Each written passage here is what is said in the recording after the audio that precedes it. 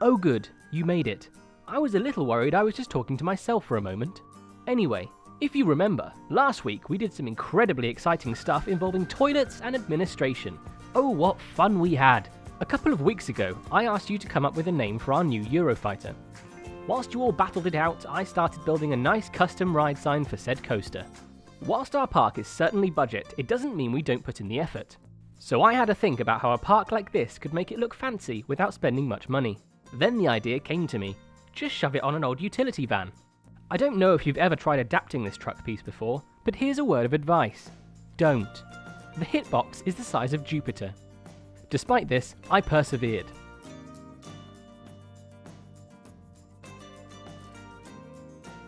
The cherry picker is almost entirely made of basic shapes and hydro beams.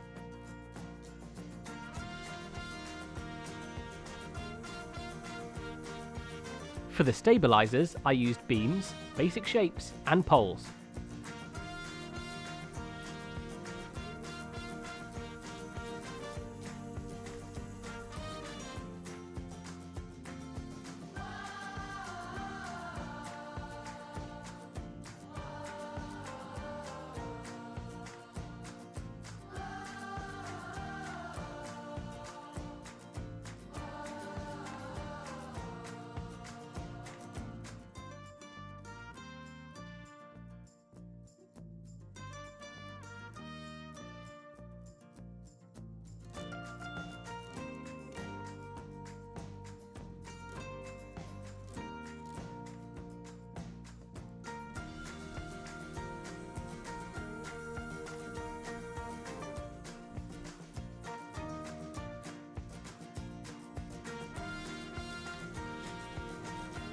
I added a Worthington Farms decal before creating the bucket, using more shapes and beams.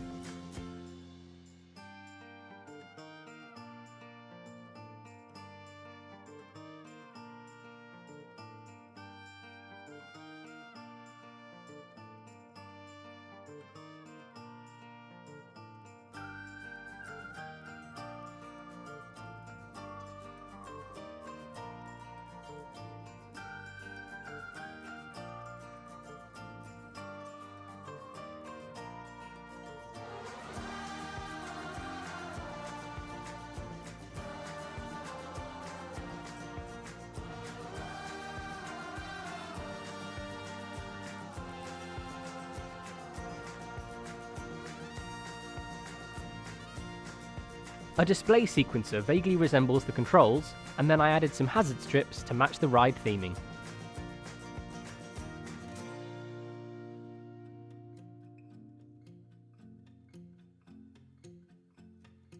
For the sign itself, I used locomotive rails and of course, more basic shapes and beams.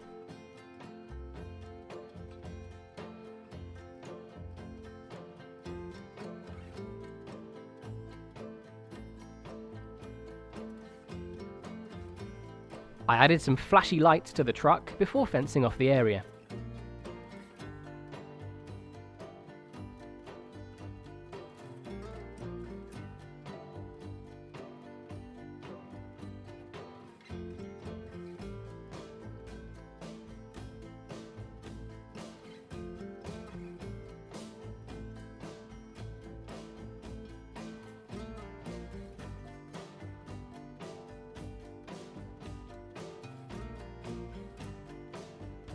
Finally, I added some clutter and dirtied the ground.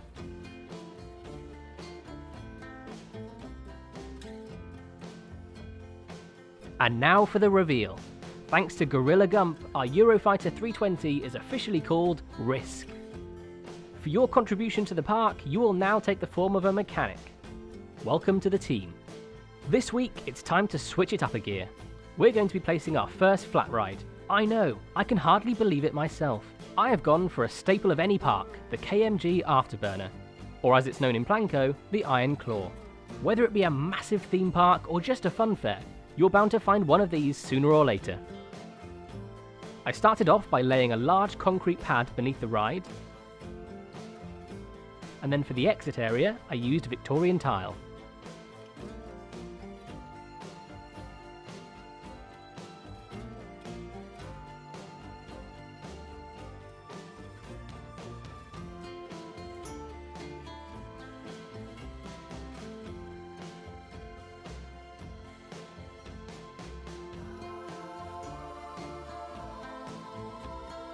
It took some fiddling, but with the help of a small planter, the coverage is seamless.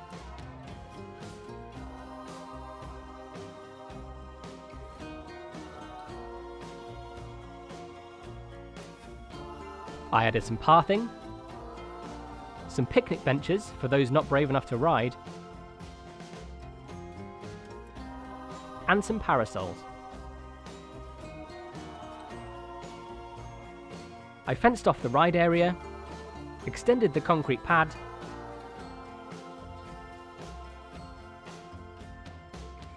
lost the queue path, found the queue path.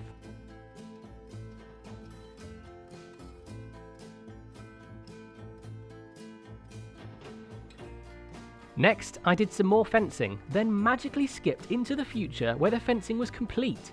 Thank goodness. I finally gave the planter the tree it was desperately craving and added some shrubbery and TMTK gravel.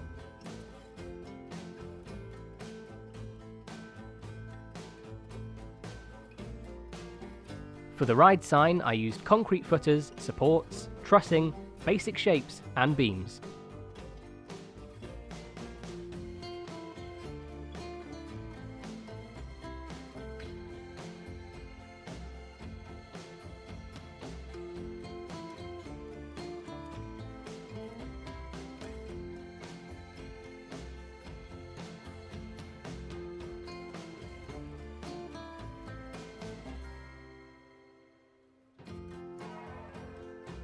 To fill in this gap over here, I felt it was about time we placed down our first shop. Crikey, a ride and a shop in one episode, I think I need a lay down. When it comes to shop branding, I either like to use real-life franchises or create custom, park-specific restaurants. One thing the British are known for is good old fish and chips. And so I present Worthington Farm's first eatery, Worthy's Fish and Chips. And if you're from the US of A, we're not talking about no potato chips. I wanted the bulk of the building to be made from wood to give the impression of a seafront beach hut. I used the same colour scheme as the Afterburner and Oui, Monsieur Frita. for the shop itself.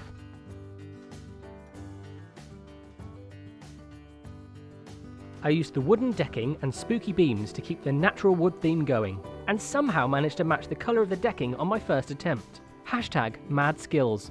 This is the one piece of scenery the park could afford for our beach theme, and then a bit more concrete to cover up the grass.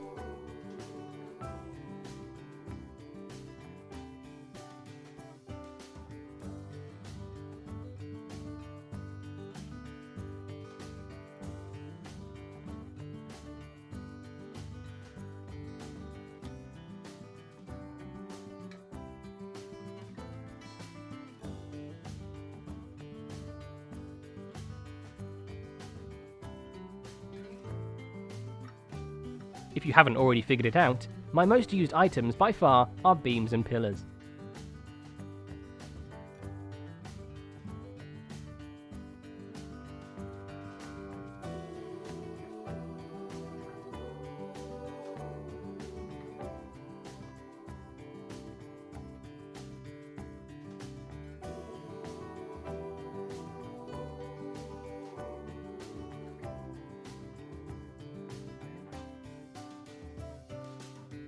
I then added some TMTK cafe tables and chairs,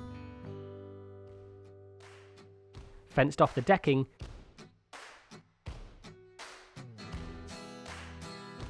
then threw caution to the wind as I repositioned everything.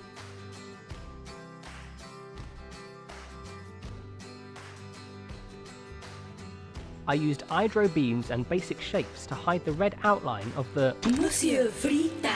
shop.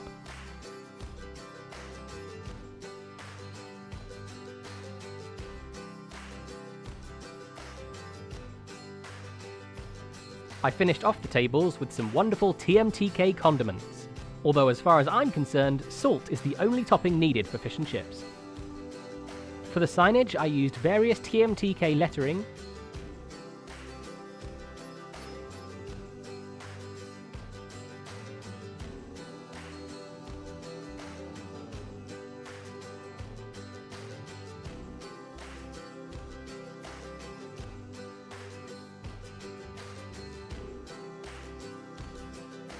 and then created a giant cone of chips using basic shapes and, yeah, more beams.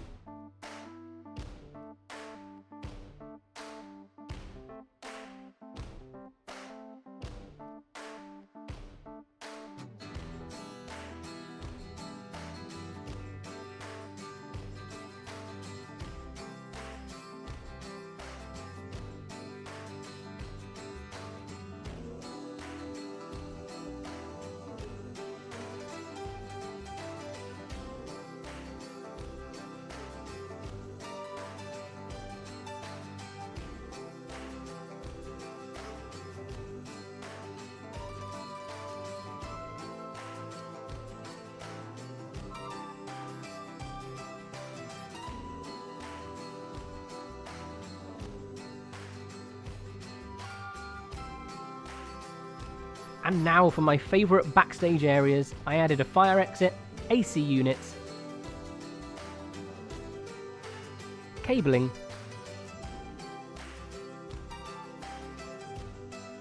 electrical boxes,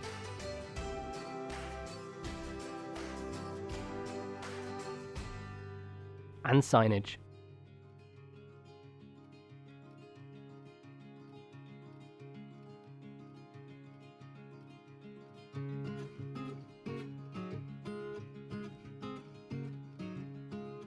I then fenced off the area and added an absolutely impenetrable chain.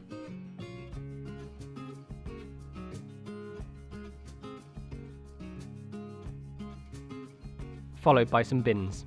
Much like the admin building last week, I used plaster walls to create the roof of this extremely odd-shaped building.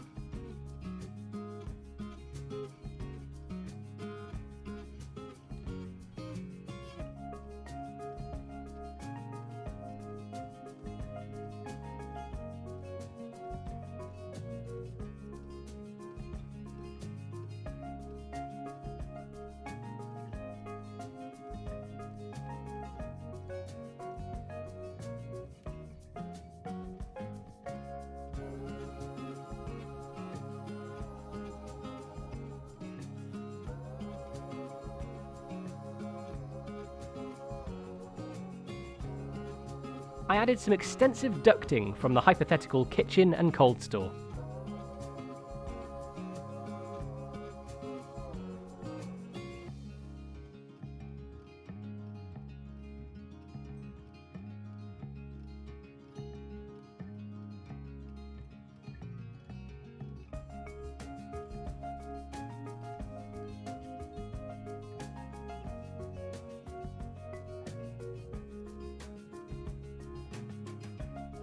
I added some steam for dramatic effect, and then the usual clutter.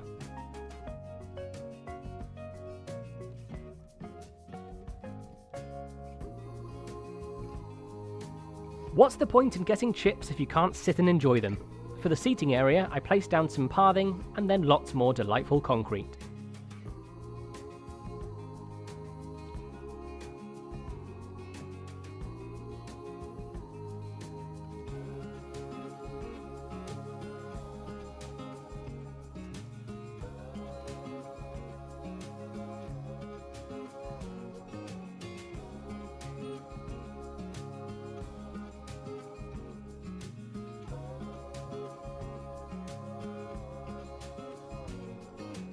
I then used the same picnic benches from before.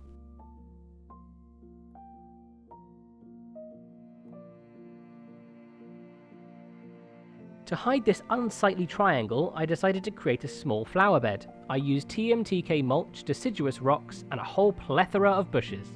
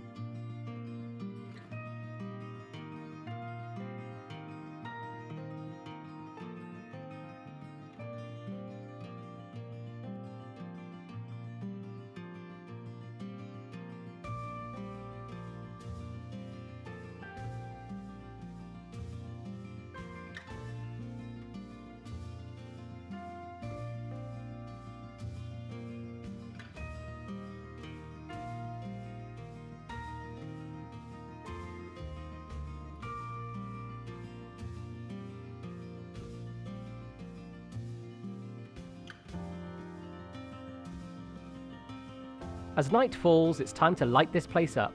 I used our usual lampposts for the main path,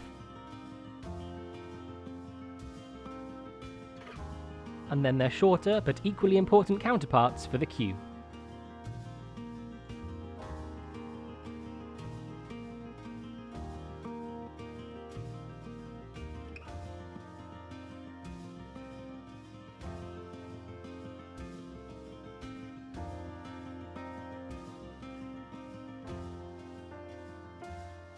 An LED parkan illuminates our 20 quid pile of netting.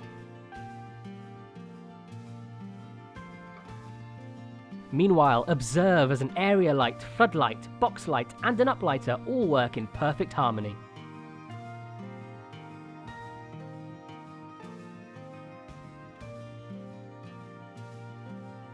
Each pathetic lamppost gets an area light to give it some self-worth.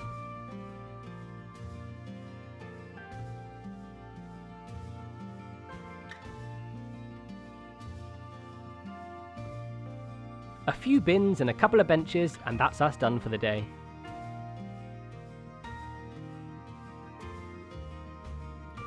Boy, has it been a journey. In just 15 minutes, Worthington Farms has a new flat ride and a chippy. Oh, great. Now I want fish and chips. Okay, see you next week!